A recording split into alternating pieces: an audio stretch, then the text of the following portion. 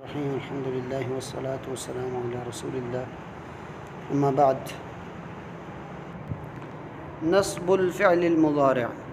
یعنی فعل مضارع پر کب نصب آتی ہے، کب زبر آتی ہے۔ ویسے تو عام طور پر یہی ہے نا کہ فعل مضارع جس کے شروع میں حمزہ، تا یا نون،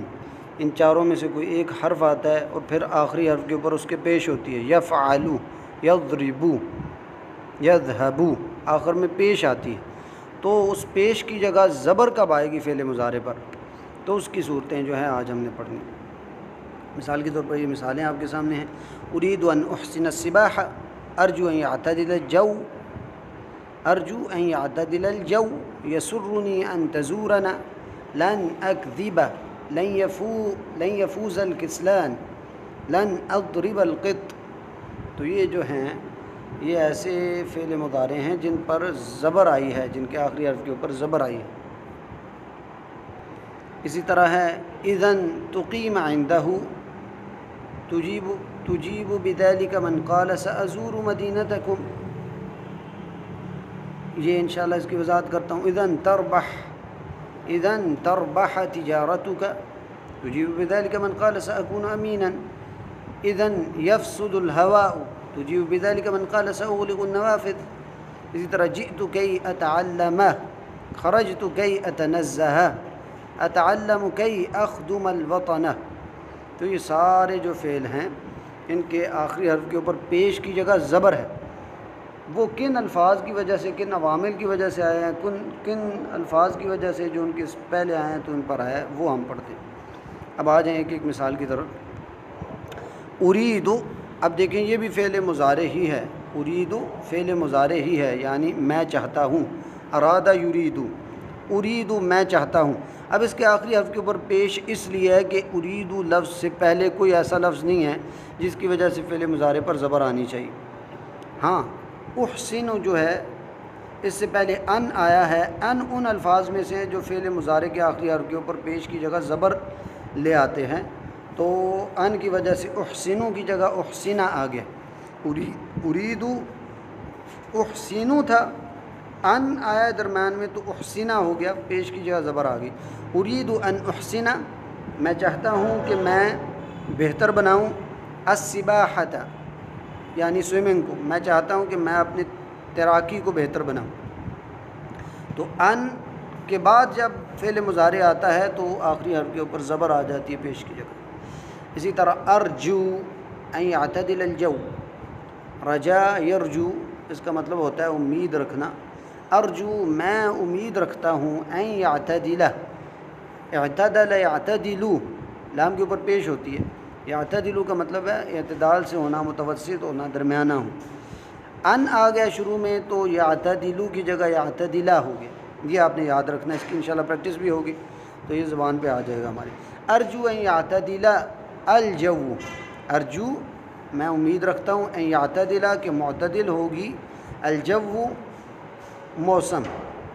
الجو موسم، میں امید رکھتا ہوں کہ موسم معتدل ہوگا، درمیانہ ہوگا، متوسط ہوگا۔ یسرنی، سرّ یسر کا مطلب ہوتا ہے کہ اچھا لگنا، یسرنی مجھے اچھا لگتا ہے، انت لگے گا، ادھر معنی ہوگا یہ لگے گا، کیونکہ سیاق سے یہ چیز سمجھ آتی ہے کہ یہ مضارع کا مطلب حال کا ہے یا مستقبل کا ہے۔ ادھر حال کا نہیں، مستقبل کا معنی ہے، یہ انشاءاللہ پورے معنی سے آپ کو سمجھ آ جائے گا۔ یسرنی یہ مجھے اس چیز سے مجھے خوشی ہوگی، یسرنی مجھے خوشی ہوگی، یا ان تزورنا، زارا یزورو کا مطلب ہوتا ہے زیارت کرنا یا کسی کے پاس جانا۔ یسرنی یہ مجھے سرور پہنچائے گی یا یہ چیز مجھے اچھے لگے گی۔ ان تزورنا، تزورا یعنی آپ وزٹ کریں، آپ ملاقات کریں، آپ زیارت کریں، نا تزورنا کہ آپ ہماری زیارت کریں یا آپ ہمارے پاس آئیں مہمان کے طور پر۔ یسرنی ان تزورنا، یہ مجھے اچھا لگے گا کہ آپ ہماری زیارت کے لیے آئیں۔ زیارت سے مراد یہ ہے کہ وزٹ کرنا یا مہمان کے طور پر آنا۔ اگلا ہے لن اکذبا، اسی طرح کذبا یکذب، سوری یہ کذب یکذب ہے، کذب کا مطلب ہے جھوٹ بولنا، کذب یکذب، اکذبو ہوگا، اکذبو میں جھوٹ بولتا ہوں یا بولوں گا، لن اکذبا جب آئے گا، لن کا مطلب ہے ہرگز نہیں، یہ بالکل مطلق نفی کے لیے آتا ہے، لن اکذبا۔ اب لن کی وجہ سے جو فعل مضارع ہے اس کے آخری حرف کے اوپر پیش کی جگہ زبر آ جاتی، لن اکذبا میں ہرگز جھوٹ نہیں بولوں گا، اور لن جب آئے گا یہ نفی، مستقبل میں نفی کا معنی دے گا، یعنی ہرگز نہیں کروں گا، اس میں مستقبل کا معنی ہوگا۔ اسی طرح لن یفوزا، فاز یفوز کا مطلب ہے کامیاب ہونا، لن یفوزا ہرگز کامیاب نہیں ہوگا، لن کا مطلب ہے ہرگز نہیں، لن یفوزا ہرگز کامیاب نہیں ہوگا یا ہوتا، ادھر ہوتا معنی ہوگا، ہرگز کامیاب نہیں ہوتا، الکسلان نہایت سست، یعنی سست کبھی کامیاب نہیں ہوتا، لن اضرب القطہ، ضرب یضرب کا مطلب ہوتا ہے مارنا، لن آ گیا تو اضربا ہو گیا، لن اضربا میں ہرگز نہیں مارتا یا ماروں گا، القطہ بلی کو، لن اضرب القط میں بلی کو ہرگز نہیں مارتا۔ اسی طرح آگے آ جائیں، یہ لفظ ہے اذن، اذن بھی ان الفاظ میں سے ہے جو اپنے بعد فعل مضارع آنے والے کو پیش کی جگہ، اس کے آخری حرف پر پیش کی جگہ زبر کو لے آتا ہے، اذن تقیم عندنا، اذن تقیم عندنا، اس کا مطلب ہے اذن، اذن کا مطلب ہے تب تو، اذن کا مطلب ہے تب تو، تقیم، اقام یقیم کا مطلب ہے کہ آپ اقامت اختیار کریں گے، رہیں گے، اذن تقیم، اقام یقیم اقامت اختیار کرنا رہنا، اذن تقیم تب تو آپ رہیں گے، عندنا ہمارے پاس، اذن تقیم عندنا تب تو آپ ہمارے پاس رہیں گے، یہ کس بات کے جواب میں کہا جاتا ہے، تجیب بذالک، یہ جواب بھی دیا جاتا ہے، من قال جو کہتا ہے، سأزور میں زیارت کروں گا یا میں آؤں گا، مدینت، سأزور میں وزٹ کروں گا، مدینتکم، مدینہ کا مطلب ہے شہر، مدینتکم آپ کے شہر کی، یا میں آپ کے شہر کا وزٹ کروں گا، تو جب کوئی کہتا ہے سأزور مدینتکم میں آپ کے شہر کا وزٹ کروں گا یا آپ کے شہر کو آؤں گا، تو اس کے جواب میں آپ کہیں گے اذن تقیم عندنا تب تو آپ ہمارے پاس ہی رہیں گے، اذن تقیم عندنا۔ کوئی آپ سے کہے کہ سأزور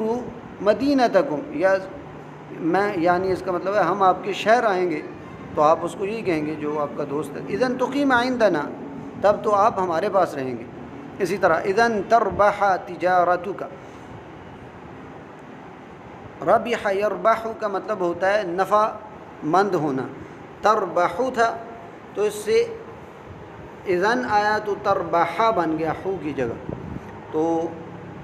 اذن تربح تب تو، تربح آپ، یہ تا شروع میں مخاطب کے لیے کہ آپ، اذن تربح تب تو آپ نفع مند ہوں گے، اذن تربح تب تو نفع مند ہوگی، سوری یہ تا جو ہے خطاب کے لیے نہیں ہے بلکہ یہ مؤنث کے لیے، تجارہ جو ہے اس کے آخر میں مؤنث تھا، تجارتو، تو اس لیے تربح ہوا ہے، اذن تربح تجارتک تب تو آپ کی تجارت، تجارتک آپ کی تجارت، تربح یعنی نفع مند ہوگی، تو اذن آیا تو تربح آ گیا، اذن تربح تجارتک تب تو آپ کی تجارت نفع مند ہوگی۔ تو یہ کب کہا جاتا ہے، تجیب بذالک آپ اس کا جواب دیتے ہیں کب، من قال جب کوئی کہتا ہے سأکون امینا، سأکون میں ہوں گا، امینا امانت دار، یعنی میں امانت دار ہوں گا، تو اس کے جواب میں آپ کہیں گے اذن تربح تجارتک پھر تو آپ کی تجارت بڑی نفع مند ہوگی، کوئی امانت دار ہے تو اس کی تجارت تو واقعی نفع مند ہوتی ہے، تو اگر کوئی کہے کہ میں تو امین امانت دار، امانت کا پاس رکھتے ہوئے کام کروں گا، تو اس کے جواب میں آپ کہیں گے اذن تربح تجارتک پھر تو آپ کی تجارت بڑی نفع مند ہوگی۔ اسی طرح اذن یفسد الہوا، فسد یفسد کا مطلب ہے فساد یا خرابی ہونا، یفسد الہوا ہوا کا خراب ہونا، اذن شروع میں آ جائے تو دال کے اوپر زبر آ جائے گی پیش کی جگہ، اذن یفسدہ تب تو خراب ہو جائے گی، الہوا ہوا تب تو ہوا خراب ہو جائے گی، تو یہ کب کہا جائے گا، تجیب بذالک من قال یہ اس کے کہنے کے جواب میں کہا جائے گا، سأغلق النوافذ، سأغلق میں بند کروں گا، النوافذ کھڑکیاں، النوافذ نافذۃ کی جمع ہے کہ میں کھڑکیاں بند کروں گا، اس کے جواب میں آپ کیا کہیں گے، اذن یفسد الہوا، اذن یفسد الہوا، تب تو ہوا جو ہے خراب ہو جائے گی۔ تو یہ اس طرح اذن کا استعمال ہے تب تو، اور یہ کسی بات کے جواب میں ہوتا ہے۔ اسی طرح کئی کا لفظ ہے جئتو، جاء یجیء، اس کا مطلب ہے آنا، جئتو میں آیا، کئی تاکہ، کئی کا مطلب ہے تاکہ، یہ علت کو بیان کرنے کے لیے آتا ہے کہ میں آیا کیوں آیا، اس کیوں کے جواب دینے کے لیے کئی کا لفظ آتا ہے۔ جئتو کئی، میں آیا تاکہ اتعلم، تعلم یتعلم کا مطلب ہوتا ہے علم حاصل کرنا، اتعلم کا مطلب ہے کہ میں علم حاصل کرتا ہوں یا کروں گا، حاصل کروں گا۔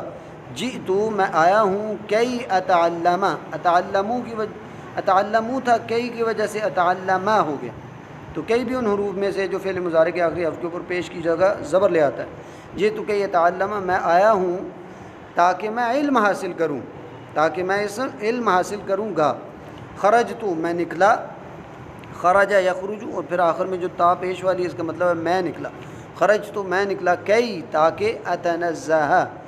تنزہ یا تنزہ کا مطلب ہوتا ہے سیر و تفریح کرنا، سیر و تفریح کرنا، اتنزہ کا مطلب ہے میں سیر و تفریح کروں گا۔ خرجتو میں نکلا، کئی اتنزہ تاکہ میں سیر و تفریح کروں، تاکہ میں سیر و تفریح کروں۔ اتعلم، اب دیکھیں اتعلم اوپر بھی گزرا تھا، اتعلم کئی کی وجہ سے اتعلم ہو گیا، لیکن اگر شروع میں آ جاتا ہے اس سے پہلے کوئی ایسی ادات نہیں ہے جو فعل مضارع کے آخری حرف کے اوپر زبر لاتی ہے، تو یہ اتعلم ہی رہے گا۔ اتعلم میں علم حاصل کرتا ہوں یا کروں گا، کئی اخدم تاکہ خدم یخدم کا مطلب ہوتا ہے خدمت کرنا، اخدم کئی کی وجہ سے ہو گیا، اخدم کی جگہ اخدمہ۔ اتعلم میں علم حاصل کرتا ہوں، کئی اخدمہ تاکہ میں خدمت کروں، الوطن وطن کی۔ اتعلم کئی اخدم الوطن، میں علم حاصل کر رہا ہوں تاکہ میں وطن کی خدمت کروں۔ تو یہ جملے تھے اس سبق کے، اور امید ہے کہ اس سے آپ کو سمجھ آ گئی ہوگی کہ وہ کون سے حروف ہیں یا الفاظ ہیں جو اپنے بعد آنے والے فعل مضارع کے آخری حرف کے اوپر پیش کی جگہ زبر لے آتے ہیں۔ ان میں ان ہے، اسی طرح لن، اذن، کئی، اس کے علاوہ اور بھی ہیں، ادھر جو ہے یہ پڑھائے جا رہے ہیں۔ اب آتے ہیں اس کی بحث کی طرف۔ البحث یشتمل کل مثال من الامثلة السابقة، کہتے ہیں کہ اس پچھلی ساری مثالیں اگر دیکھی جائیں تو یہ ساری مثالیں علی فعل مضارع قبلہ احد الاحرف الاربعۃ، تو ہر مثال جو ہے اس میں فعل مضارع سے پہلے ان چار حروف میں سے کوئی ایک حرف آیا ہے۔ کون کون سے حروف؟ ان، لن، اذن، کئی، یہ چار حرف ان فعل مضارع سے پہلے آئے ہوئے ہیں۔ وَإِذَا تَأَمَّلْتَ آخِرَ كُلِّ مُضَارِعٍ مَسْبُوقٍ بِوَاحِدٍ مِّنْ هَذِهِ الْأَحْرُفِ الْأَرْبَعَةِ، وَإِذَا تَأَمَّلْتَ اگر آپ غور کریں آخِرَ كُلِّ مُضَارِعٍ، فعل مضارع، ہر فعل مضارع کے صیغے کے آخری حرف کو، مسبوق بواحد من هذه الاحرف الاربعہ، ان چاروں حروف میں سے کوئی ایک حرف ان فعل مضارع سے پہلے آیا ہوا ہے، فی هذه الامثلہ، ان مثالوں میں سے جو اوپر مثالیں گزری ہیں، وفی غیرها، اور اس کے علاوہ جو ہوں، وجدتہ منصوبا، اس فعل مضارع کے آخری حرف کے اوپر زبر ہوگی، وہ منصوب ہوگا، ولکنک، لیکن اگر آپ اذا حذفت هذا الحرف، اگر وہ حرف آپ اس فعل مضارع سے پہلے ہٹا دیں، وجدت الفعل مرفوعا، تو آپ فعل مضارع کو آپ مرفوع ہی پائیں گے کہ وہ اپنی حالت پر پیش کی حالت میں رہے گا۔ ومن ذلك يفهم، اور اس سے یہ چیز سمجھی جاتی ہے، ان هذه الاحرف، کہ یہ جو حروف ہیں چار، ان، لن، اذن، کئی، تنصب الفعل المضارع، یہ فعل مضارع کے آخری حرف کے اوپر زبر کر دیتے ہیں، یعنی اس کو منصوب کر دیتے ہیں، الذي يأتي بعدها، جو کہ فعل مضارع ان حروفوں کے بعد آتا ہے۔ اب آتے ہیں اس کے قاعدے کی طرف۔ قاعدہ ہے القاعدۃ ينصب الفعل المضارع، فعل مضارع کو منصوب کرتا ہے، ينصب الفعل المضارع، فعل مضارع منصوب ہوتا ہے، یعنی اس کے آخری حرف کے اوپر زبر آتی ہے، کب؟ متى سبقہ، جب بھی اس سے پہلے آتا ہے کیا؟ احد النواصب الاربعہ، وہ چار حروف جو ہیں جو حروف ناصبہ لفعل المضارع کہلاتے ہیں، کہ یعنی فعل مضارع کو نصب دینے والے ہیں، زبر دینے والے۔ ينصب الفعل المضارع متى سبقہ احد النواصب الاربعہ، کہ جب وہ چار حروف یہ جو ہیں یہ فعل مضارع سے پہلے آتے ہیں تو وہ فعل مضارع کو نصب دیتے ہیں، زبر دیتے ہیں اس کے آخری حرف پر۔ وہی کون کون سے ہیں؟ ان، لن اور اذن اور کئی۔ اب تو انشاءاللہ باقی اس کی تمرینات تھوڑی لمبی ہیں اور انشاءاللہ انٹرسٹنگ بھی ہوں گی، اس کی پریکٹس ہم اگلی ویڈیو میں کرائیں گے انشاءاللہ۔ سبحانک اللہم و بحمدک، اشہد ان لا الہ الا انت، استغفرک و اتوب الیک۔